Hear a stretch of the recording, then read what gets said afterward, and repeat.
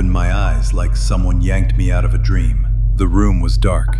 She was sleeping next to me, quiet, deep, peaceful. I didn't want to wake her. I got out of bed, and a wave of cold hit me. Colder than it should have been. Strange. We turned off the fireplace just an hour ago, but the air felt freezing, like someone opened every window in the house. I walked down the wooden stairs. Each step creaked louder than it ever did. The house that felt warm and cozy during the day now looked foreign, like the walls were listening to every move I made. I stepped into the kitchen. It smelled like ash. I touched the wall, colder than it should have been. I walked into the living room and suddenly felt a draft brushing past me. The door was slightly open. I froze, listening. No sounds. Nothing except my own breathing. But something was calling, or pulling. I stepped outside onto the porch. The night pressed down on me, heavy and suffocating. The forest stood still, like a painting, but something about that stillness was wrong, like someone was hiding in the dark, waiting. I frowned. Why was it so cold? And why did I feel like I wasn't supposed to be here? Something in me pushed forward. I made a few steps toward the woodpile, wanting to check if everything was still there. I didn't even know why. Something just made me do it. I stopped and turned back toward the house. It stood there, dark, silent, and somehow felt farther away than it should have been. A pressure grew in my chest, not fear, but something right next to it. And then I heard it, a dull, heavy sound, like someone stepped on a dry branch, in the forest, very close. I stopped breathing. I turned my head toward the trees. The sound came again, closer this time. My legs just moved, on their own, straight toward the house. I was almost running. The door slammed shut behind me, and suddenly, warmth wrapped around me. Not real warmth, but the kind of safety you only feel inside four solid walls. Like the house itself was trying to protect me. Before I even had time to take off my boots, her voice came from upstairs, sharp and alarmed. James, where did you go? She was standing on the stairs, fear and anger mixing on her face. I was calling you. Why didn't you answer? I lifted my head, trying to sound calm. I went out for firewood. For firewood? She stepped down one stair, looking at me as if I'd just come back from another world. James, it's the middle of the night. You could have at least said something. I just wanted to do it quietly, so I wouldn't wake you. It felt cold, so I went to get some wood, that's all. And where's the firewood? I exhaled, feeling a strange unease growing inside me. They're gone, I said. Empty. The whole woodpile is completely cleared out, like everything just vanished. What do you mean, gone? James, there was an entire pile out there. I know, but there's nothing there now. I checked, more than once. And now what? Now I'm going into the woods. We need at least a few dry branches or we'll actually freeze tonight. Right now? Alone? In the dark? It's faster than waiting till morning, I said. I won't go far. 20 minutes. Just lock the door and stay upstairs. And please, don't come out. Just don't disappear again, okay? I nodded. I promise. She stayed there until I opened the door. Only when I stepped outside did I hear her gently lock it behind me. The darkness of the woods breathed, as if it had been waiting for me. I stepped out of the house, closing the door as quietly as I could. Cold air slapped against my skin, sharp, damp, almost alive. The smell of wet earth and rot hit instantly, the kind only ancient forests have. Ahead of me stretched a wall of trees. During the day it looked normal, just a forest. But now it felt foreign. The silhouettes of the pines stood close together, clawing at the sky. My eyes eyes adjusted to the dark, and the more I saw, the more something primal twisted inside me. I took a step. A branch cracked under my foot. Too loud, too sharp. The echo drifted deeper into the woods, as if something out there was listening. Just a few dry branches. Nothing scary, but my voice was shaking. I walked on. The deeper I went, the colder it got. As if every few meters the temperature dropped another degree. And then I saw it. On the ground, in the moonlight, lay a human body, frozen, gray, twisted, like the person had tried to crawl away. The eyes were open, glassy, empty. I stopped, then stepped closer. A grave, fresh. The soil was wet, loose, not yet packed down by rain. I stumbled back, but it was only the first mound. I turned my head. A little farther, between the fir trees, a second one. Farther still, a third. All fresh. Clay and dark soil mixed around the edges. Like someone had been in a hurry. The ground beneath my feet softened, and I realized I was standing on the fourth. My whole body started trembling. I slowly lifted my eyes, and that's when I saw movement. Far away, between the pines, inside the fog, figures flickering in and out, tall, thin, with horns. A person, almost 2 meters tall, a mask on its head with long horns, almost real, face white as bone, eye sockets empty, yet somehow I felt its gaze. Another figure stood in the shadows of the trees, a third beside it, all of them motionless, carved out of the night. I didn't breathe.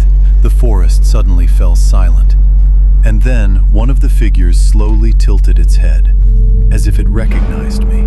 I don't remember who moved first, them or me. I don't remember how I ran.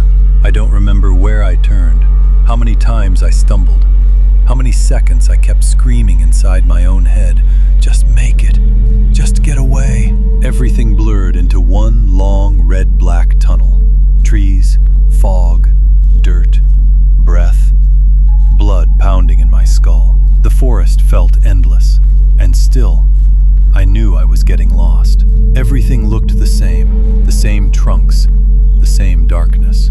Every step felt like sinking deeper into a funnel. The light from my phone flicked across the bushes. Chaotic, nervous, and every single time I expected to see a face, a mask, horns, and then I did. Suddenly, as if it had been painted directly out of the dark. It stood in front of me, 2 steps away, taller than me. The mask, the same one, white, bone-like, its long horns stretching outward, eye sockets empty, yet I felt the stare, cold, alien. I froze, so did it, and then it lunged. I barely had time to breathe in. Its hand clamped onto my jacket, gripping like metal. The second hand flashed, and pain stabbed through my leg. A knife. Sharp, hunting style, buried just above my knee. I yelled. The ground vanished beneath me. My leg buckled. I collapsed onto my knees, but it kept pressing down on me, towering like an animal. Its breathing was not human. Heavy, wet, low. It raised the knife again, and in that moment, I reacted. Instinct, pure animal panic. I gathered everything, fear, pain, all of it, into one desperate burst and slammed my shoulder into its chest, as hard as I could. I shoved it toward the nearest tree. A brutal crack. The horned mask smashed against the trunk, the sound like stone breaking against stone. It slid down slowly, like a puppet with its strings cut. I didn't even want to think whether it was dead or alive. I stumbled back, clutching my wounded leg, blood hot, sticky, filling my boot. But the silence around me was worse than the pain, much worse, because I understood now. It wasn't alone. Somewhere behind me, between the trunks, in the fog, I could already hear footsteps. I ran faster than I ever had in my life. The wound in my leg throbbed. My breath kept breaking, but I could feel it. The creature behind me wasn't slowing down. Its footsteps were uneven, heavy, as if its weight was cracking the ground with every step. The fog ripped across my face, and then, through the trees, far ahead, maybe 100 meters, I saw a small shack. Wooden, dark, almost falling apart. But in that moment, it was my only hope. I pushed toward it, tripping over roots and rocks. I threw myself inside and slammed it shut, pressing my back against it. The shack smelled of dust, dampness, and something old. A dirt floor, cobwebs, tools hanging from nails, and, most important, on the table lay clothes and a mask. That mask, with the horns, white, faded, stained with dark patches. Exactly like the ones those creatures wore. I froze. Something rose in my chest, fear, or a chance. Outside, a branch cracked, then another. They were close. I grabbed the mask. It was cold, bone cold. Without thinking, I pulled it over my face. My shoulders trembled, but my hands fastened the cloak automatically, as if I'd done it before. I glanced at the dirty mirror in the corner. I looked like one of them now. Outside, heavy breathing echoed. Someone stopped at the door. I stood perfectly still, horned mask on my face, hiding in the shadows, trying not to breathe too loudly. I stood inside the shack, barely breathing, the mask chilling my skin. Steps drew closer. I knew, if I went out now, they'd tear me apart. My only chance was to hide and pretend to be one of them. Inside, it was almost pitch black. Only a thin blade of moonlight slid through a crack in the wall. And then I heard a sound, a quiet, heavy one. Someone approached the house. I understood. If one of them walked in, I had to be the first thing it saw. I turned off the shack's light and waited for the moment to strike, to hold for 1 second, and hit first. The door trembled slightly. Someone outside placed a hand on the handle. I froze. The door began to open, slowly, too slowly, and then the lights in the shed blasted on. I threw myself forward, grabbed the figure with both arms, slammed them into the wall, and heard a scream. A woman's scream. Her scream. Her voice. It was her. "What are you doing?" she shrieked, struggling to break free. I tried to speak, but the mask crushed my face. My words came out broken. "It's me! It's me!" I rasped, but my voice sounded wrong, distorted, not human. She didn't hear me. She couldn't hear me. In pure panic, she grabbed something from the table, a heavy tool, and struck my shoulder. Then again, and again. She tore free, bolted out of the shed, screaming, gasping for air, never once looking back. She didn't know, she couldn't know, that I was trying to protect her. 1 second of silence, and then 6 heavy steps at once. The shed door exploded open, slamming against the wall. The doorway filled with shadows, figures with horns, all 6. My breath faltered, the air thick with the smell of smoke and blood. Through the narrow crack of the open door, I saw her running into the woods, her silhouette shrinking in the darkness. She didn't look back, and I understood. We just lost our only chance to survive, together. I don't remember how long they dragged me. Under my feet, branches, leaves, cold dirt. The forest around me felt wrong now, meaner, darker, as if the whole world had stopped just to watch how this ends. The masked figures held me tight, 2 by the arms, 1 by the shoulder, and another walked ahead with a torch. And then we reached it, the ritual ground, a wide circular clearing. In the center, Stones stacked in a way that said this had been happening for years, decades. The blood on the stones was fresh. Beside them, marks, as if someone washed them only to stain them again. They forced me to my knees, and then I saw her. She stood on the edge of the clearing. Mist wrapped around her legs like water. Moonlight fell across her face. She was looking straight at me.